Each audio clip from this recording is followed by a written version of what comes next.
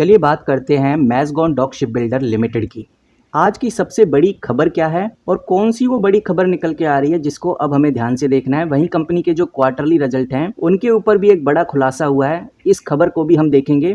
इसके पीछे कौन सी बड़ी खबर छुपी हुई है उसको भी समझने वाले हैं इस वीडियो के अंदर। तो सबसे पहले हम यही देखते हैं कि कंपनी के जो लेटेस्ट क्वार्टरली रिजल्ट हैं उसको लेकर क्या खबर आई है। यहाँ पर आप देखिए, मैं उस स्क्रीनर पे मैंने मैज़गॉन डॉक शिपबिल्डर खोला हुआ है और अगर आप ग्रोथ की बात करते हैं तो मैज़गॉन डॉक शिपबिल्डर आज हमें 3% के आसपास गिरता हुआ नजर आ रहा है। इनफैक्ट ओवरऑल पूरा इंडियन स्टॉक मार्केट आज हमें लाल निशान में नजर आ रहा है। लेकिन कंपनी के क्वार्टरली रिजल्ट को लेकर सीएनबीसी टीवी ने कुछ बड़े खुलासे किए हैं, उनको हम एक बार देख लेते हैं। यहाँ पर आप देखिए, मैज़गॉन डॉक शिपबिल्डर के जो Q1 के रिजल्ट हैं बताए ऐसे जा रहे हैं कि वो लो आने वाली हैं, क्योंकि अभी कंपनी के क्वार्टरली रिजल्ट आए नहीं हैं। और हो सकता है कि आप क्वार्टरली रिजल्ट देखने के बाद ये वीडियो देख रहे हैं, तो वीडियो के कमेंट बॉक्स में ये जरूर टाइप करिए क्या वाकई में ये अपडेट कंफर्म होती है या फिर नहीं। बताया ऐसा जा रहा है सीएनबीसी टीवी 18 के अकॉर्डिंग, वो भी अलग अलग आर्टिकल्स में, कि जो ब्रोकरेज एस्टीमेट हैं यानी कि निर्मला बैंक के एस्टीमेट के अकॉर्डिंग रेवेन्यू, जिसको टोटल इनकम बोलते हैं, वो लगभग 2228 करोड़ के आसपास रहने वाली है, जो कि ईयर ऑन ईयर वाइज अगर देखा जाए तो 9% कम रहेगी और क्वार्टर ऑन क्वार्टर वाइज देखा जाए तो 11% कम रहने वाली है। नेट प्रॉफिट में जरूर उन्होंने बोला है कि भाई हाँ 5% तक नेट प्रॉफिट हमें बढ़ता हुआ नजर आएगा, बट ओवरऑल उन्होंने यही बोला है कि प्रॉफिटेबिलिटी इंप्रूव हो सकती है, लेकिन इस बार रेवेन्यू वीक रहेगा, यानी कि इस बार जो सेल है वो हमें कम देखने को मिलेगी। तो आप हमें कमेंट करके जरूर बताइए अगर आपने कंपनी के क्वार्टरली रिजल्ट देख लिए हैं, क्या वाकई में ब्रोकरेज के द्वारा दी गई ये न्यूज़ सही साबित होती है या फिर नहीं। तो अभी मैज़गॉन डॉक शिपबिल्डर पे वापस आएंगे, लेकिन उससे पहले हम ये देख लेते हैं कि ओवरऑल इंडियन स्टॉक मार्केट गिर क्यों रहा है। तो यहाँ पर सबसे बड़ी और सबसे इंपॉर्टेंट जो खबर है वो है आईटी सेक्टर को लेकर।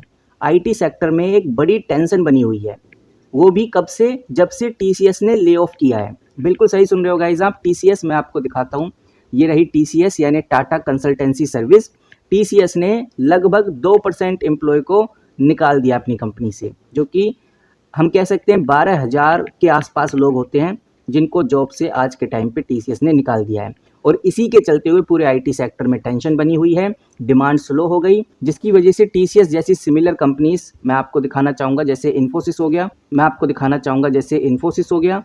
इन्फोसिस में भी हमें एक डाउनफॉल देखने को मिला। वहीं अगर हम विप्रो को देखें तो विप्रो भी लगभग 3 से 4% हमें गिरता हुआ नजर आ रहा है। और यही रीजन है कि ओवरऑल पूरा निफ्टी आईटी आज हमें 0.81% के आसपास गिरता हुआ नजर आ रहा है। वहीं बैंक निफ्टी भी गिरता हुआ इस वजह से नजर आ रहा है क्योंकि जो कोटक महिंद्रा है उसके क्वार्टरली रिजल्ट अच्छे नहीं आए। कोटक महिंद्रा के क्वार्टरली रिजल्ट वीक होने की वजह से ये हमें जो डाउनफॉल आज देखने को मिला है, इसके पीछे का रीजन है।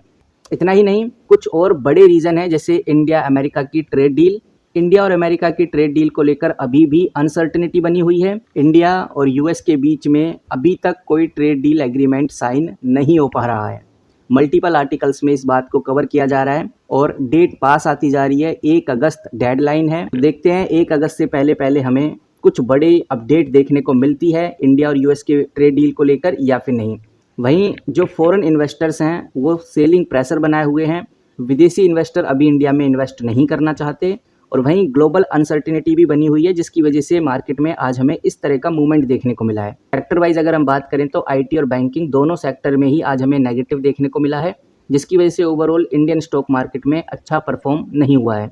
बट अगर हम ये देखें कि भाई मैज़गॉन डॉक शिपबिल्डर में क्या चल रहा है, तो अभी तो हालात मैज़गॉन डॉक शिपबिल्डर के भी खराब हैं। लेटेस्ट अपडेट और न्यूज़ 22 जुलाई की है, जहां कंपनी ने एक बोर्ड मीटिंग अप्रूव की थी और बताया था कि 28 जुलाई को कंपनी के लेटेस्ट क्वार्टरली रिजल्ट आने वाले हैं, यानी कि आज हमें कंपनी के लेटेस्ट क्वार्टरली रिजल्ट देखने को मिल जाएंगे।